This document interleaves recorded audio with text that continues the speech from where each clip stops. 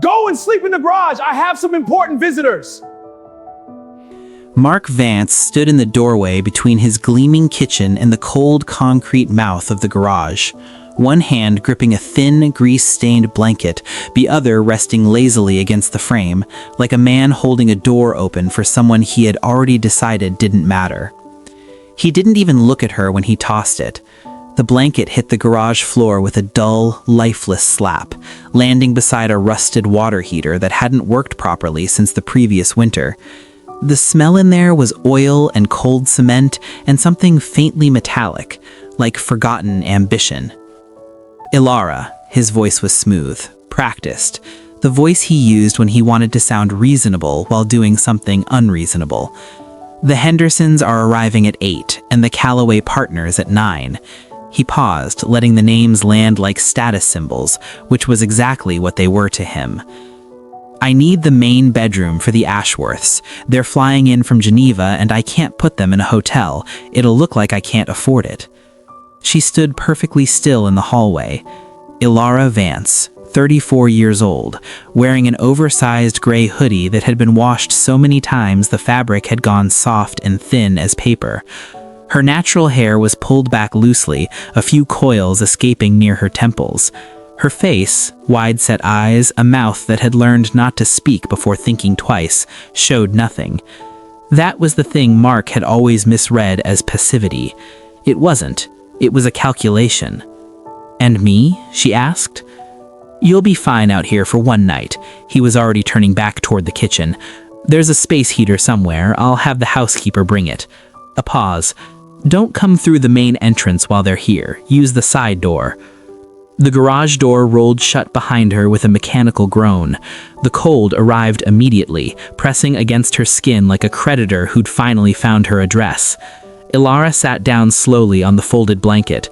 She reached into the front pocket of her hoodie and closed her fingers around something small and heavy and iron. A key, old-fashioned, the kind that looked like it belonged to a chest in a library no one had entered in decades, which in a way, it did. She turned it over in her palm. That key opened a safety deposit box at a private bank in the city's financial district.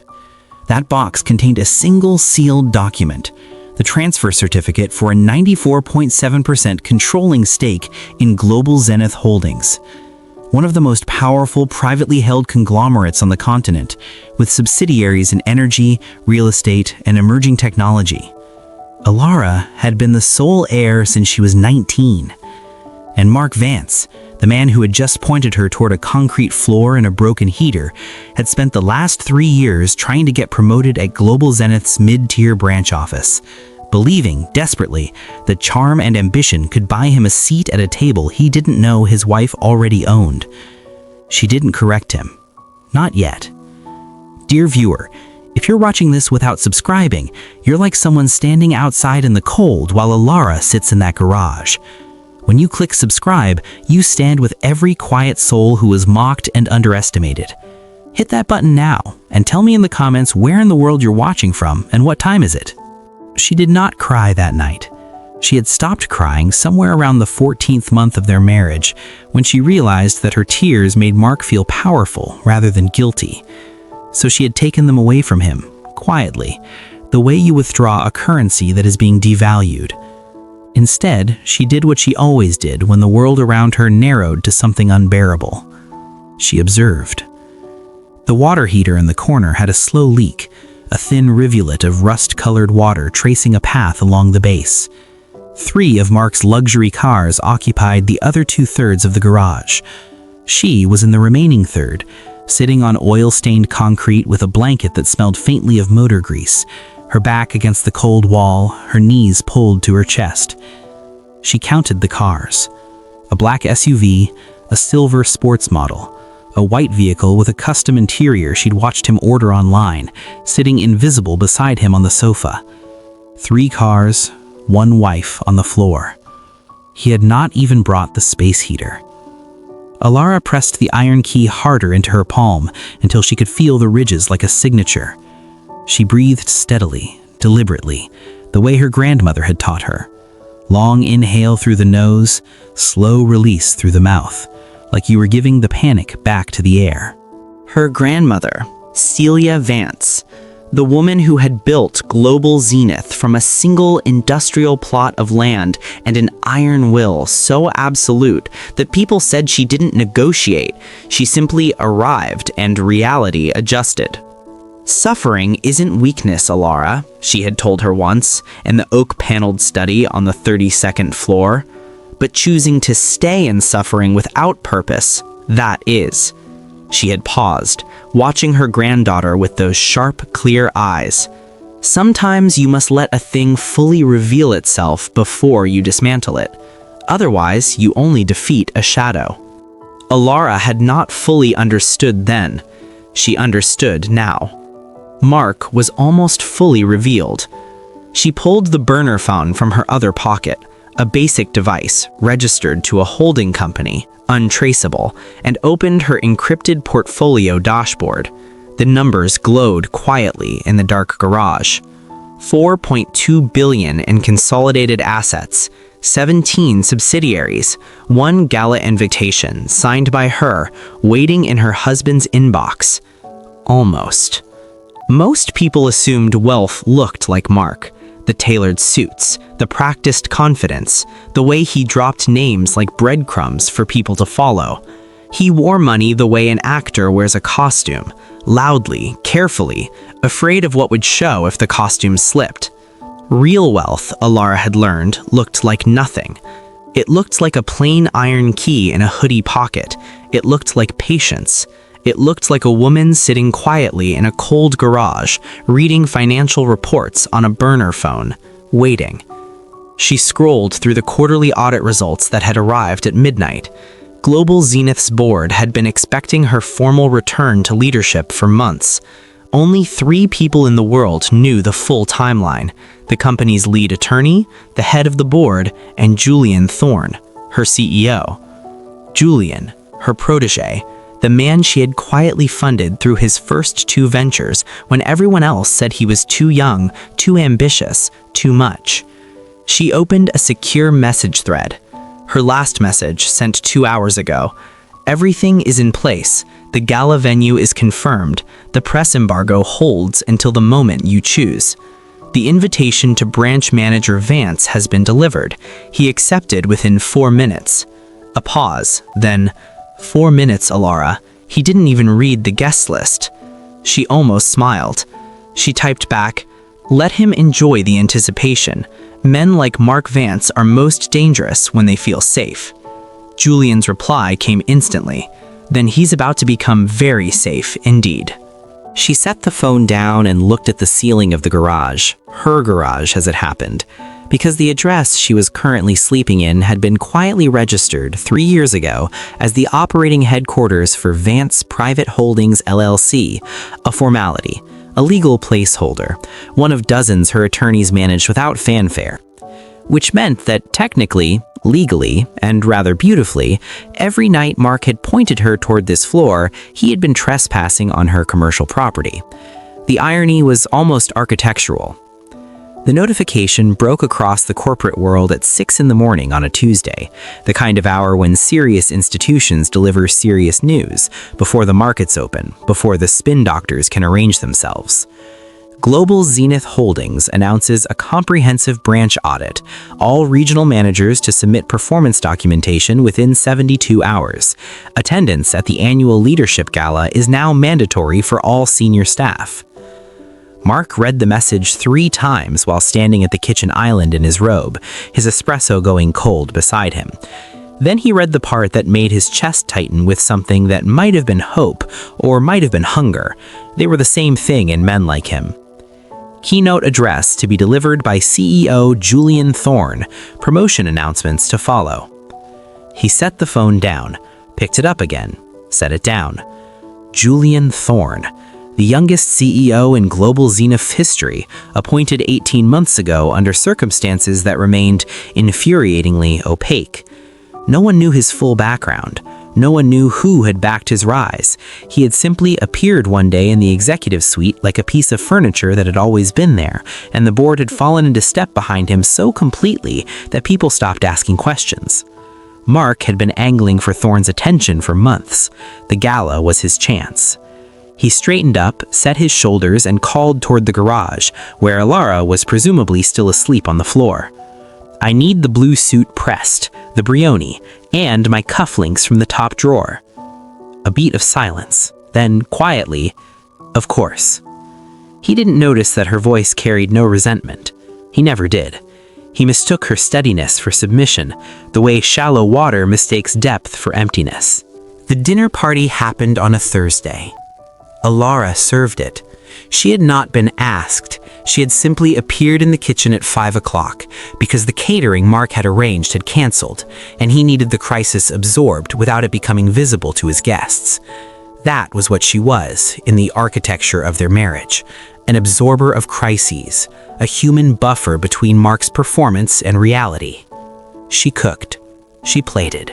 She refilled glasses through a service door while his colleagues laughed too loudly in the dining room about deals she understood better than any of them. The vase incident happened at 10:15. Mark's colleague, a man with the jaw of someone who had been told he was impressive so often he had started to believe it, gestured broadly while making a point about quarterly margins, and sent a tall crystal vase crashing from the console table. It shattered across the marble floor, water and white lilies spreading in every direction. Everyone looked up. Mark looked at Alara. "Could you?" he said. Not a question. She crossed the room with a cloth and began to collect the glass. On her knees, in front of 8 people who would never know, not yet, that she owned the company 3 of them worked for. Derek Ashworth laughed. "Efficient!" He raised his glass toward Mark. "Good household management." Mark smiled. Alara picked up the last shard of crystal and straightened. She did not look at Mark. She looked at the lilies, still intact, still white, still fragrant despite the chaos of the fall, and she thought of her grandmother. Let the thing fully reveal itself. Mark had now been fully revealed. She set the broken vase on the kitchen counter and picked up her burner phone. She texted Julian 2 words. "This week." There is a concept in behavioral economics called the sunk cost fallacy. It describes the very human tendency to continue investing in something, a relationship, a business, a decision, not because it still holds value, but because of everything already poured into it. We stay because we have already stayed so long. We endure because we have already endured so much. We convince ourselves that the suffering we have already paid is a down payment on a future that is still possible, rather than a tax on a past we cannot recover. Alara had understood the theory for years. What took longer, what the garage had finally completed, was understanding it personally. She had stayed in this marriage as a test of Mark's character. That was the plan. That was the design. She had wanted to know, before she shared her world with anyone, whether a person could see her as a human being when they believed she had nothing. He could not. He had answered the question on the very first night she arrived with a suitcase, and he pointed her toward the smallest room. He answered it again every time he spoke over her, every time he handed her a task like she was staff, every time he looked through her rather than at her. She had stayed too long past the answer because she kept recalculating, as if more data points would change what the data had already shown. They wouldn't. The sunk cost of 3 years of endurance did not make the marriage valuable. It made her exit necessary. And necessary exits, her grandmother used to say, should be made beautifully. If this story has your heart racing, drop the words "I'm still watching" in the comments right now. Let's see who is truly with us all the way to the end. And tell me your city. I want to know where in the world you are standing with Alara tonight. The envelope arrived in the afternoon post, cream-colored with a gold wax seal and a hand-addressed script so precise it looked mechanical. Mark turned it over twice. His name, his home address, the global zenith crest embossed in the upper left corner. He opened it with the focused reverence of a man receiving exactly what he believed he deserved. Inside, a gold-leafed card, the annual leadership gala, black tie, Saturday evening, the Meridian Grand Ballroom on the 47th floor of Zenith Tower, one admission, dress code strictly enforced. At the bottom, in that same precise script, a single line: "Your attendance is expected and valued. EV." EV? He assumed it was the events coordinator, or the executive vice president's office, or any of a dozen administrative sources he didn't think to investigate because the invitation was what mattered, not its origin. He didn't think to ask Alara. He called Derek instead. "I got a gold invite to the Zenith Gala, did you?" A pause. A long pause. "No? Just checking." He set the phone down with the careful restraint of a man trying very hard not to pump his fist in his own kitchen. In the garage, Alara heard his footsteps cross the ceiling above her, quick, buoyant, the footfall of a man who had just been handed what he believed was opportunity. The gala had 40 guests, senior executives, board members, 2 government ministers, 6 journalists from the financial press, and 1 branch manager who had put his wife on a concrete floor. She began to plan her outfit. The atelier occupied the top floor of a building so understated it had no sign, only a brushed steel door and a discreet intercom, the kind of place you only knew about if you already knew about it. Alara arrived on a Wednesday morning in her gray hoodie and worn trainers, hair natural and unadorned, carrying nothing but a small envelope. The assistant who opened the door was young and polished, and for a half second, barely visible, uncertain. Then she saw the envelope. The Vance family crest, gold thread on cream paper, the kind of thing that had been presented to this atelier only once before, 30 years ago, by a woman named Celia. The assistant's expression shifted completely, not into obsequiousness. The truly high-end do not perform deference, they simply become extraordinarily attentive. "Miss Vance," she stepped back, "we have been expecting you for some time." "I know, I had things to settle first." What they built for her over the following 3 hours was not a costume. It was not a disguise. It was an arrival. The kind of garment that doesn't dress a woman up as something she isn't, but rather removes everything that had been hiding what she already was. A structured gown, deep navy, the color of deep water just before dawn. The cut was architectural and deliberate, tailored to suggest a woman who had decided everything about herself and would not be renegotiating. The Vance diamonds were brought by courier while she was being fitted, a necklace of marquee-cut stones that caught light the way a verdict catches silence.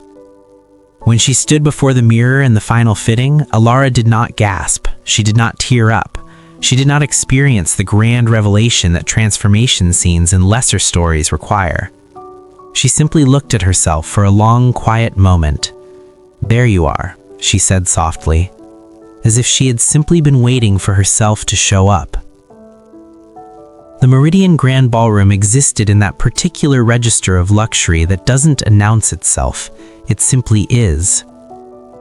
47 floors above the city, ceiling height windows revealing a skyline that glittered like a circuit board, the room held 40 people in a space designed for the kind of conversation that moves markets. Mark Vance arrived early.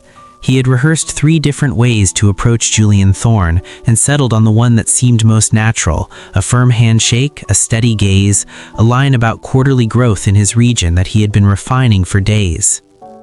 He found his table, he straightened his jacket, he accepted a glass of champagne, and told himself, with the particular conviction of a man on the edge of something he had wanted for a very long time, that tonight was his night. He was mid-sentence with Derek Ashworth, something about the European merger, when the room changed. It didn't change loudly. It changed the way temperature changes, subtly, immediately, and everywhere at once. He turned. She stood at the top of the entrance staircase, navy silk, diamonds that refracted the chandelier light into something almost violent in its elegance. Her hair was pinned with a single gold comb shaped like a crescent, her grandmother's, he would later learn. Her posture was so completely itself that the room seemed to have been rearranged to accommodate it. Mark's champagne glass stopped halfway to his mouth. He knew that face. He had pointed that face toward a concrete floor 48 hours ago. He had tossed a blanket at it and told it to use the side door. "What?" he started. He couldn't finish, because Julian Thorne, the CEO, the man Mark had been positioning himself toward all evening, the man whose attention he had rehearsed for, had already seen her, had already set his own glass down, had already begun to move across the room with the unhurried certainty of someone who knew exactly where he was going. "Get her out," Mark found his voice, but it came out higher than he intended. He looked at the nearest event staff member. "She doesn't belong here. I don't know how she got in." The staff member did not move. The room went very, very quiet. Julian Thorne crossed the ballroom floor, and the crowd parted for him the way crowds part for people who have never needed to ask. He was in his mid-40s, built spare and deliberate, wearing a charcoal suit of the kind that whispers old money without ever raising its voice. His eyes, sharp, dark, and patient, were fixed on the woman at the top of the staircase with an expression the room could not quite read. It was not the expression of an employee greeting an employer. It was older than that, more specific. It was the expression of a man keeping a promise. He stopped at the foot of the staircase. He reached inside his jacket and withdrew a small velvet case, flat, the kind that holds documents of significance, and opened it. Inside, the Global Zenith Company seal, gold, heavy, the original. Julian Thorne, CEO of one of the most powerful private holding companies on the continent, lowered himself to one knee. The sound in the room was nothing. It was the specific and total silence of 40 people recalibrating everything they thought they understood about where they were standing and why. Chairman Vance. His voice was clear and carrying without effort. "The board of Global Zenith Holdings has awaited your return. The company is yours, as it has always been yours. We welcome you home." He presented the seal. Ilara descended 3 steps. She accepted it with both hands, the way you accept something that was always yours, not with surprise, with recognition. "Thank you, Julian," she said. "Please stand." He stood. She looked out at the room, at the board members who had known, at the journalists whose recorders had just switched on, at the executives whose entire understanding of the evening had just been restructured in a single moment. And then she looked, slowly and deliberately, at Mark Vance. He had not moved. He was standing exactly where she had last seen him, champagne glass still raised, face the color of old paper. Beside him, Derek Ashworth had taken a small, instinctive step backward, as if proximity to Mark had suddenly become a liability, which it had. "Hello, Mark," Ilara said. Her voice carried across the silent room with perfect clarity. "I believe you left the side door unlocked." The envelope arrived at Mark's office the following Monday. Cream-colored, gold wax seal, his name in precise hand-addressed script.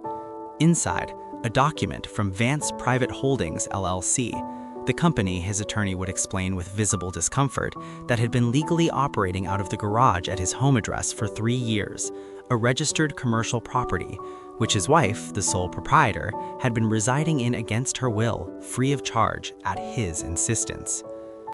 The document itemized this arrangement in full: 3 years of occupancy, the assessed commercial rental rate for the district, compound interest calculated conservatively, legal fees. The total was not large, relatively speaking. That was almost worse. It made the point with the precision of a scalpel rather than a hammer. Attached was a second document, his termination from Global Zenith Holdings, effective immediately, signed by the chairwoman, countersigned by the CEO. Mark sat at his desk for a long time. His phone had been ringing since the gala photographs appeared in the financial press that morning. Photographs of Julian Thorne on one knee, of the diamond necklace couching the light of a chandelier, of Ilara Vance accepting the company seal with the calm expression of someone who had always known this moment was coming. He did not answer the phone. He thought about the blanket. He thought about the side door. He thought about the broken vase and the blue suit, and the years of footsteps he had heard cross the ceiling above her, buoyant and self-satisfied, carrying him in the wrong direction the entire time. He thought about 4 minutes, the 4 minutes it had taken him to accept the gala invitation without reading the guest list. He thought about the 2 letters at the bottom of that cream card, E.V., Ilara Vance. The invitation had always been from her. 3 months later, in the 32nd floor study of the Global Zenith Tower, the same room where Celia Vance had once looked at her granddaughter and spoken about the difference between suffering and purpose, Ilara sat behind the desk that had waited for her. The iron key was there, on the desk, in a small glass case, not hidden anymore, not necessary anymore, but kept because some things earn their place as reminders rather than tools. She had made several decisions since the gala. She had restructured the board's giving arm to fund vocational training for women re-entering the workforce after years of difficult circumstances. She had donated the garage at the house, her property now empty and silent, to a community arts organization that needed the space. She had not thought about Mark since the morning the papers were filed. That was the thing about justice that no one tells you. It doesn't feel like triumph when it arrives. It feels like a room you have finally been allowed to breathe in. It feels like quietness where there used to be weight. It feels like something you don't need to announce because the people who matter already saw it happen. She set the key down. She opened the first file on her desk, and she began. What would you have done in her place? Would you have stayed, let him fully reveal himself, or left the night that garage door closed? Do you believe this was destiny, or was it always a calculated trap? Drop your answer below. And if this story moved you, subscribe because our next story is already waiting. A forgotten orphan, a golden compass, and a truth buried so deep that finding it will cost everything. We will see you there.